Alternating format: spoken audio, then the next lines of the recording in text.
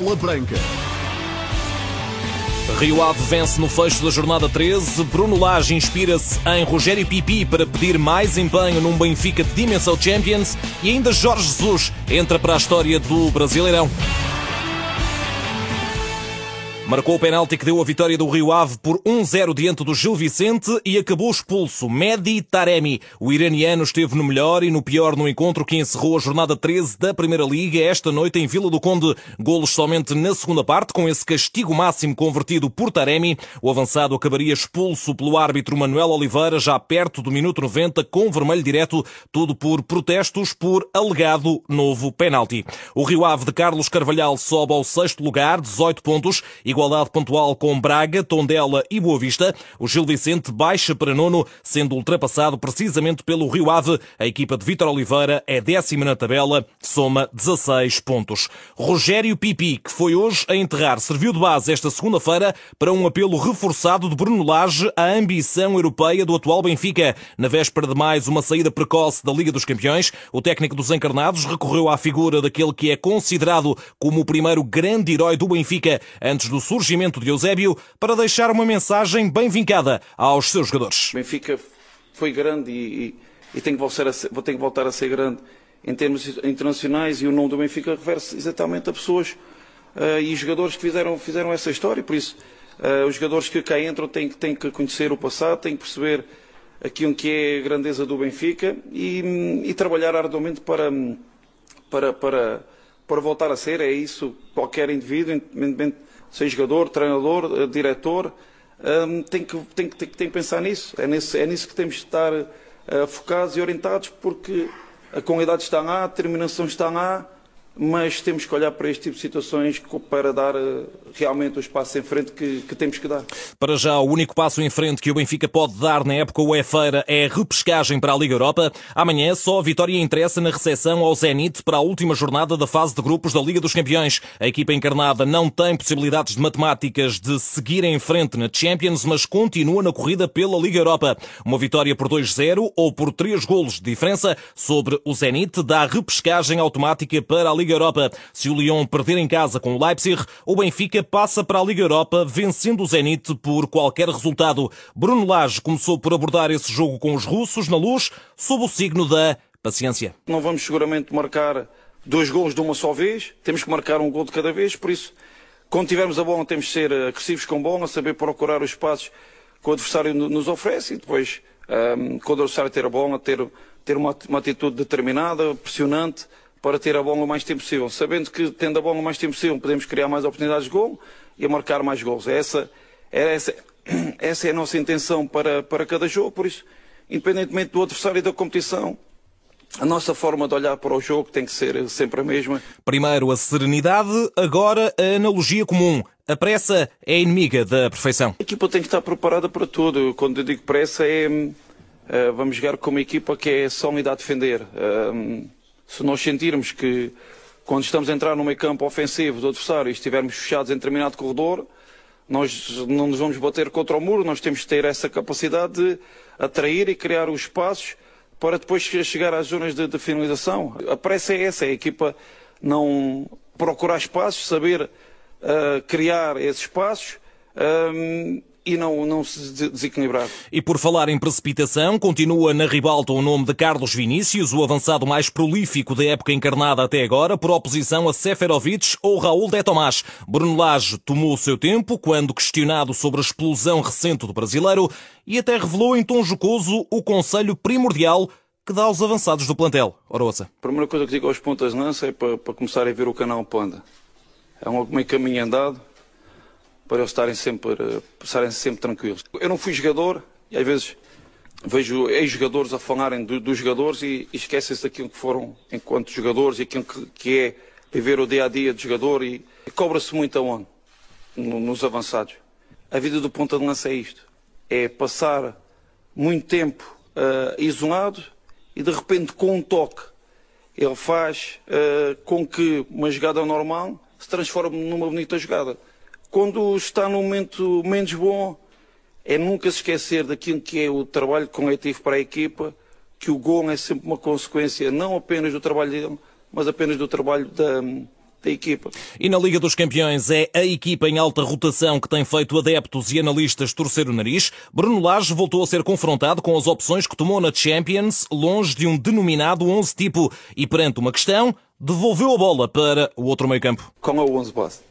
Pois, qual é? É o 11 que venceu o Sporting na Supertaça ou o 11 que venceu agora no Bessa?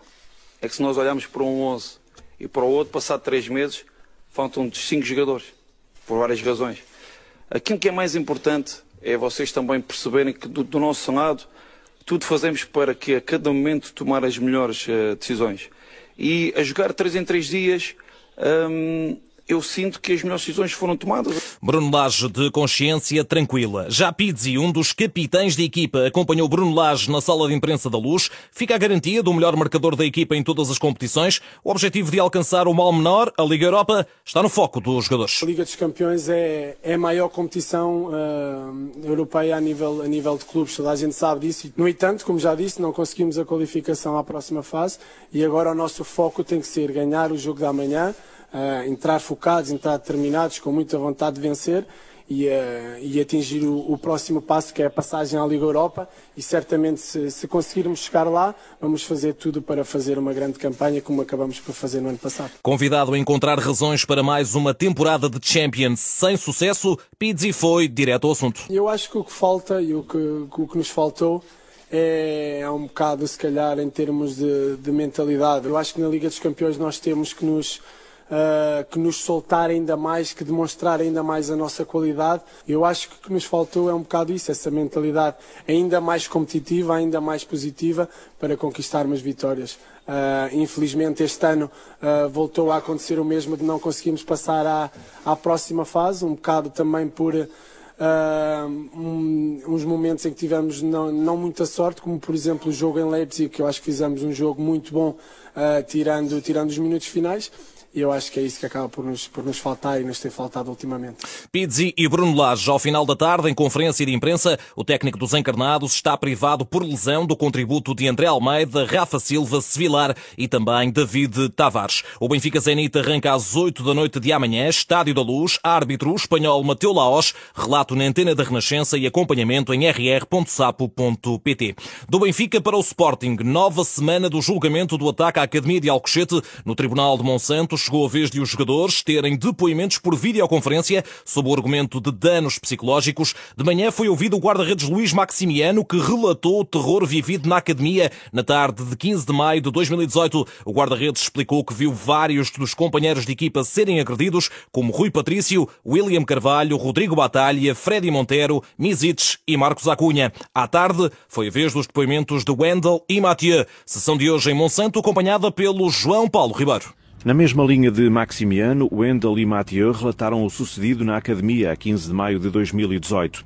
O brasileiro estava no ginásio, apercebeu-se da presença de 25 a 30 encapuçados, correu para avisar os companheiros, mas já não foi a tempo. Acabou por levar uma chapada, baixando depois a cabeça para se proteger. Mesmo assim viu Acunha, Misic e William serem agredidos com murros e cintos. Segundo Wendel, tudo aconteceu em 5-10 minutos, o suficiente para os adeptos mandarem os jogadores tirarem a camisola por não serem dignos de representar o Sporting. Um depoimento que durou somente 45 minutos, já que o jogador respondeu várias vezes que não se recordava de muita coisa.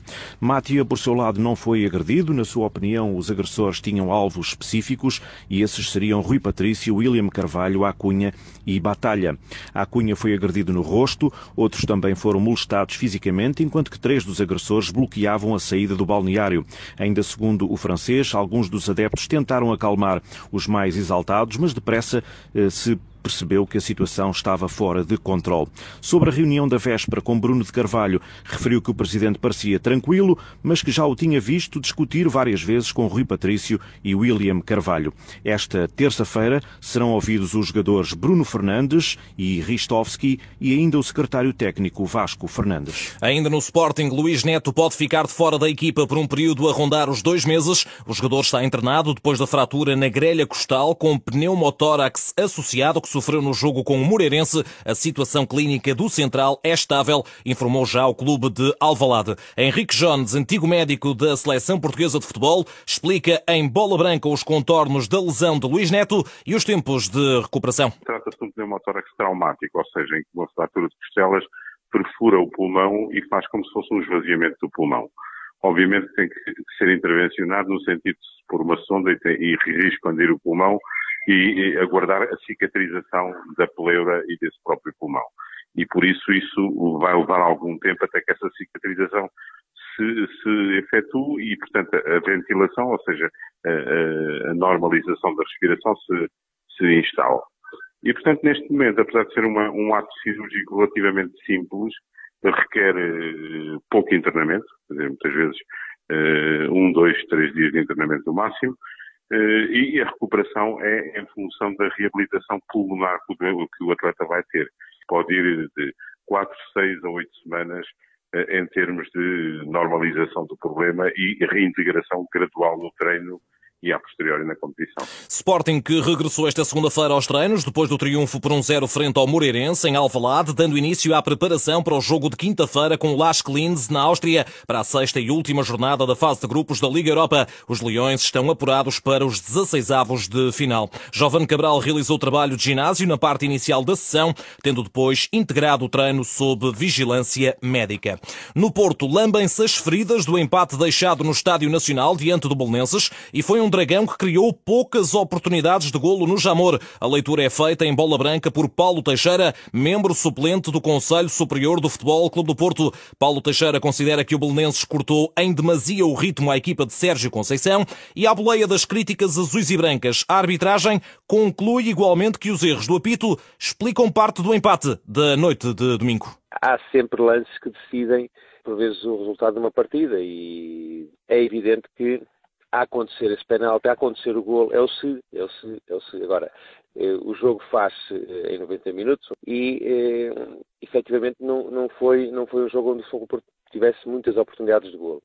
É evidente que depois há também aqueles minutos que se cortam, aquela bola que se lança fora para cortar o ritmo da equipa adversária e o Futebol Porto joga muito intensamente e acredito que possa ter alguma influência. Agora, naturalmente que os próprios adeptos que estavam lá, eu não estava em Lisboa, mas por aquilo que vi, pediam mais e tocavam até com os dedos nas veias para dizer que era preciso correr mais, jogar mais. Mas pronto, olha, por morrer uma andorinha não acaba a primavera e acho que nada está perdido. E menos de 24 horas volvidas sobre esse 1-1 que deixa o Porto a 4 pontos do líder Benfica no campeonato, regresso ao trabalho no Olival, Romário Baró em treino condicionado, bem como Aboubakar, são os nomes que figuram no boletim clínico portista no arranque da preparação para as decisões da Liga Europa. Quinta-feira, jogo no Dragão frente ao Feyenoord. Só a vitória deixa o Porto a depender de si próprio para se apurar para os 16avos de final. Entretanto, o Feyenoord vai a final poder ter adeptos nessa partida da Invicta. O recurso apresentado pelo clube holandês junto da UEFA suspendeu o castigo que proibia a equipa holandesa de ter adeptos na próxima partida fora de portas, frente ao Porto, na jornada decisiva da fase de grupos. A UEFA suspendeu a sentença de um jogo fora de portas sem adeptos para o Feyenoord, com um período probatório de 1 ano. A multa de 55 mil euros, essa mantém-se. Concluída que está a jornada 13 do campeonato e com esse fosso de 4 pontos entre o líder Benfica e o Porto, avançamos para o balanço habitual da tertúlia Bola Branca, como sempre, à mesa, Domingos Paciência, Olivier Bonamici e Pedro Azevedo. A moderação é de Sérgio Costa. O Benfica venceu no Bessa Boa Vista por 4-1. No Jamor, o Porto não foi além de um empate a um golo com o Belenenses SAD. O Benfica lidera por isso o campeonato com 4 pontos de vantagem. Domingos, nesta altura pode ser já uma vantagem decisiva? Não. Atendendo àquilo que as duas equipas estão a jogar, e sendo que serão os dois candidatos ao... enfim, já vamos falar de mais candidatos ao título, mas isso é outra história. Não, mas eu acho que ainda não. Ainda é muito cedo, porque acho que nenhuma das equipas atingiu o seu top em termos de rendimento, em termos de qualidade de jogo. Apesar de o Benfica, neste último jogo, ter estado melhor, mas ainda são duas equipas que, na minha opinião, ainda podem crescer muito em termos de jogo.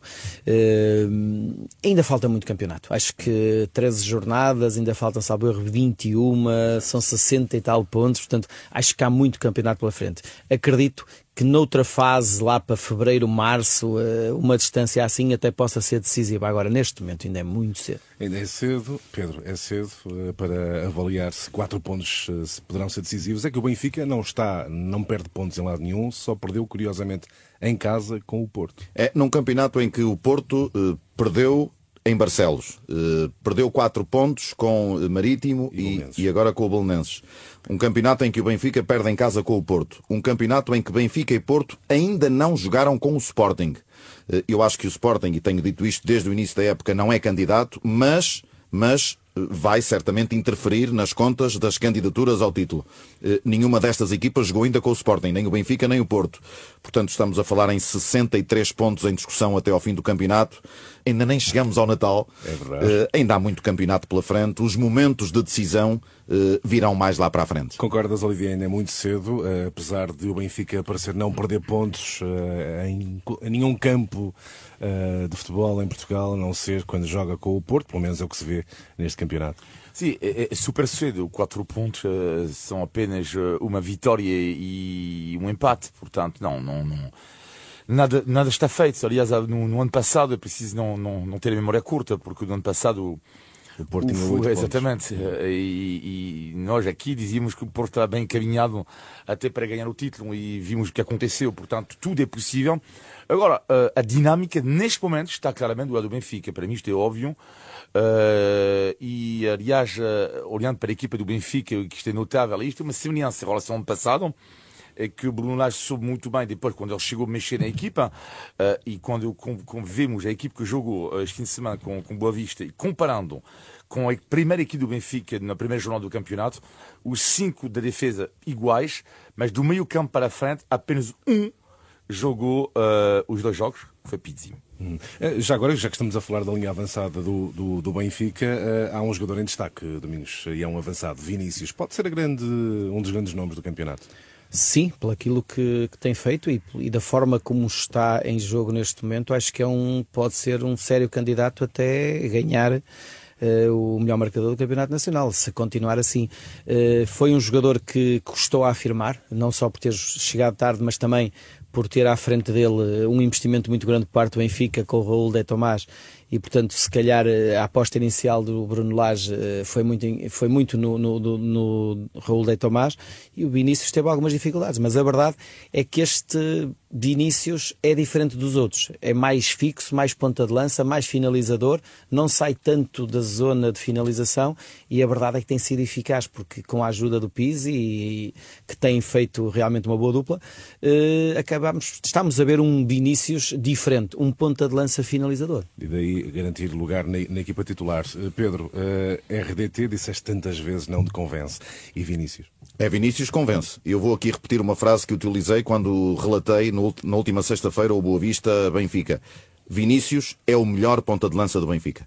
É um ponta de lança de equipa grande. É um jogador que não precisa de muitas oportunidades para fazer golos.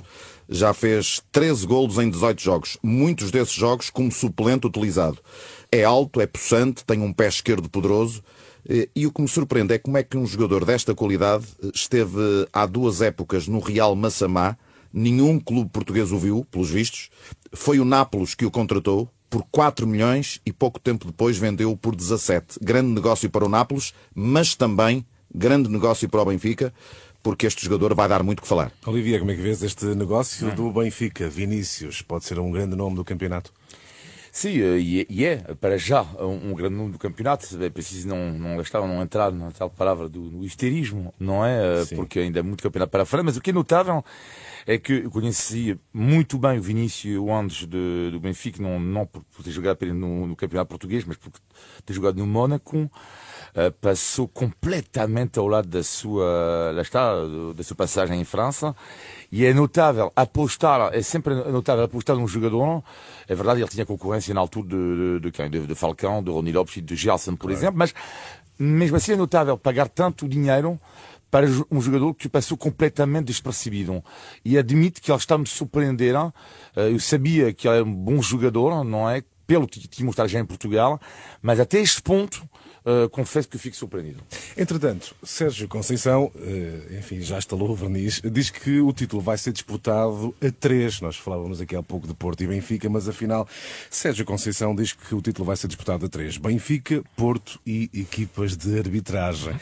Domingos, como é que avalias esta frase? Tem alguma razão para falar assim, Sérgio Conceição? Muito, muito a quente. É natural que depois de um jogo em que o Porto apostava tudo para ganhar, é natural que se sinta defraudado com algumas situações, alguns aspectos que o árbitro tenha estado menos bem. Acho que não há motivo para isso nesta altura, porque ainda há muito campeonato.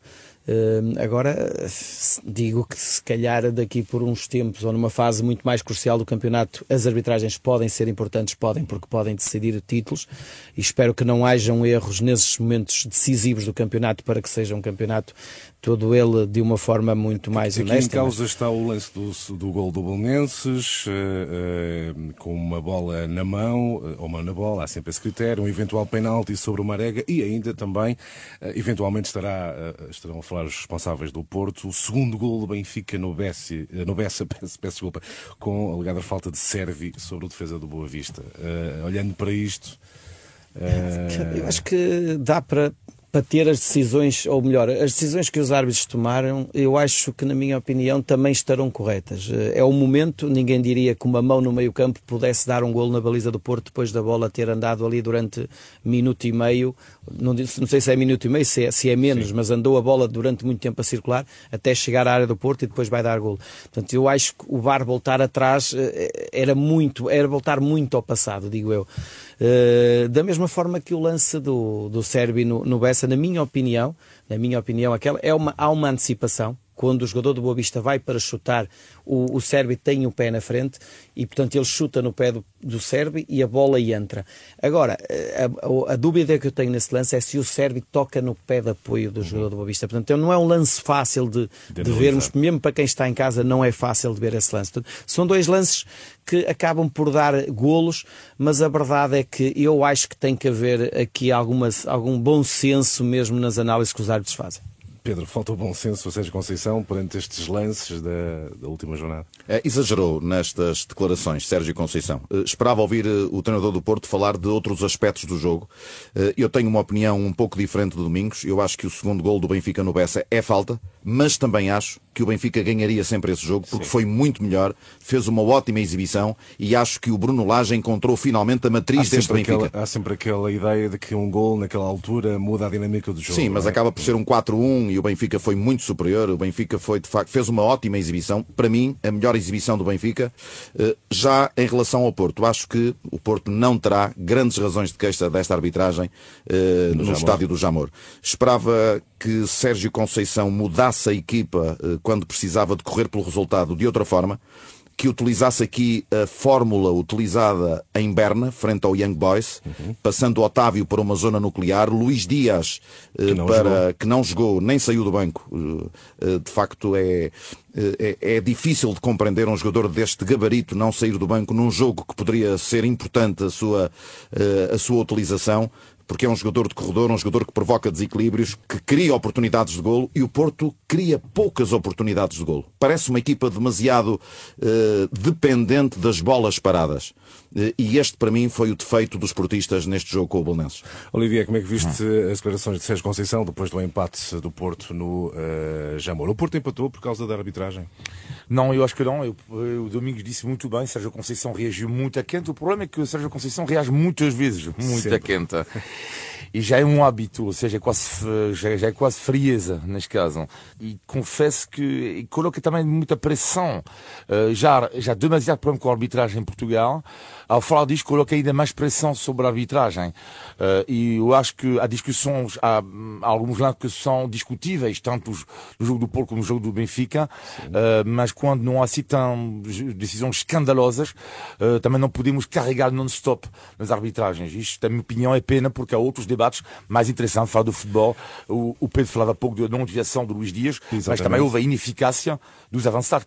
Domingos, a que é que se deu a incapacidade do Porto ganhar ao Belenenses? Deixar Luís Dias, Uribe fora das opções, enfim, passa a redundância, é a melhor opção para Sérgio Conceição? Ele melhor ninguém o saberá porque o faz, não é? Porque ele é que treina os jogadores e sabe quem são aqueles que lhes podem dar mais condições para poder ganhar esse jogo e estarem melhor. A verdade é que, como o Pedro diz, e concordo, que é o Porto ataca mais por um lado do que por outro, porque com o Corona de um lado, muito apoio com o Otávio, vê-se um Porto muito mais dinâmico e com criatividade pelo lado direito. Mas falta o lado esquerdo, que é onde o Porto, neste momento, resume só Alex Telles por aquilo que consegue, às vezes, em jogo, em subir. Agora, em relação a este jogo, acho que o que se pode dizer é que há dois jogadores que foram muito importantes e que poderiam ter sido muito importantes neste jogo e poderiam ter decidido um jogo para um lado ou para o outro, que foi o Licá, que teve 2 oportunidades para marcar, e as outras são as 2 do Marega, que também teve 2 boas oportunidades para marcar. E o jogo seria diferente e, portanto, uma das equipas ganharia se tivesse sido eficazes nesses lances. Depois, há outra situação que o Belenenses, a partir do minuto 75, abdicou completamente do jogo e defendeu, e, portanto, e deu uma sensação que o Porto, nessa altura, poderia chegar ao golo por ter mais jogo perto da baliza, por ter o Belenenses mais encostado às cordas, mas o Porto, mais uma vez, não conseguiu ser eficaz. Domingos, Pedro, Olivier, chegamos ao fim de mais uma tertúlia Bola Branca. Temos certamente muito que falar ao longo das próximas semanas. Tertúlia Bola Branca, todas as segundas, depois das 7:30 da tarde, ou sempre que quiserem podcast, em rr.sapo.pt e na aplicação móvel da Renascença. Jorge Jesus volta a fazer história no futebol brasileiro. O técnico português foi hoje distinguido com a Bola de Prata, o troféu de melhor treinador do Brasileirão da presente época, atribuído pela ESPN. É o primeiro treinador estrangeiro a vencer o troféu em 50 edições. JJ conquistou a Libertadores e sagrou-se campeão brasileiro pelo Flamengo com 90 pontos, mais 16 que o vice-campeão Santos. Na gala da ESPN, Jorge Jesus não esqueceu os adversários, mas dividiu acima de tudo o mérito com toda a estrutura do futebol do Flamengo. Isto é um troféu, neste momento, que eu estou a receber individualmente, mas este é um troféu coletivo. Este troféu faz parte de muita gente, uma estrutura com muita sabedoria, que é a estrutura do Flamengo, com um grupo de jogadores sensacionais e apaixonados pelo aquilo que fazem, e também dar os parabéns aos nossos adversários e para aqueles que nos obrigaram a ser melhores. Muito obrigado a eles.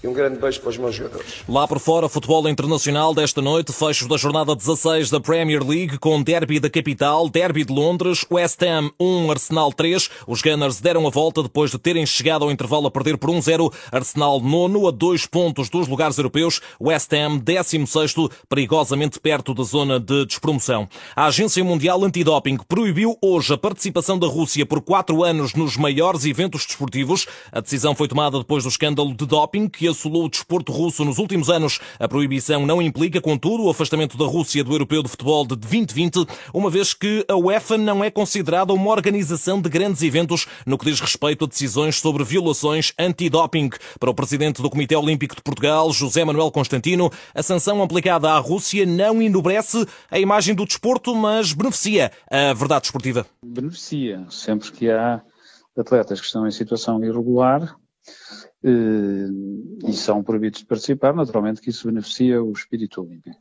Naturalmente que isto tem um outro lado da moeda, que é a circunstância de um país com tão significativo perfil desportivo e história desportiva ter uma situação desta natureza e que naturalmente não enobrece o próprio desporto em termos gerais.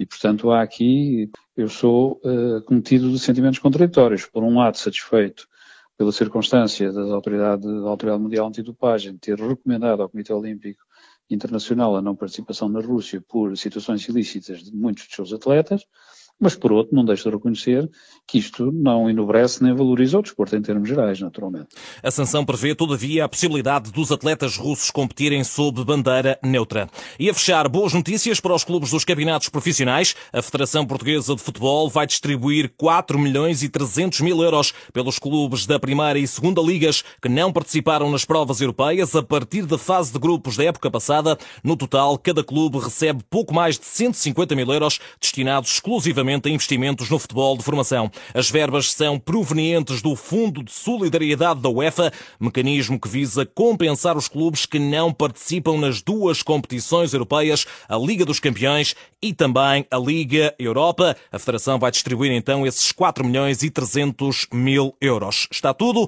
em rr.sapo.pt. Boa noite, bom descanso.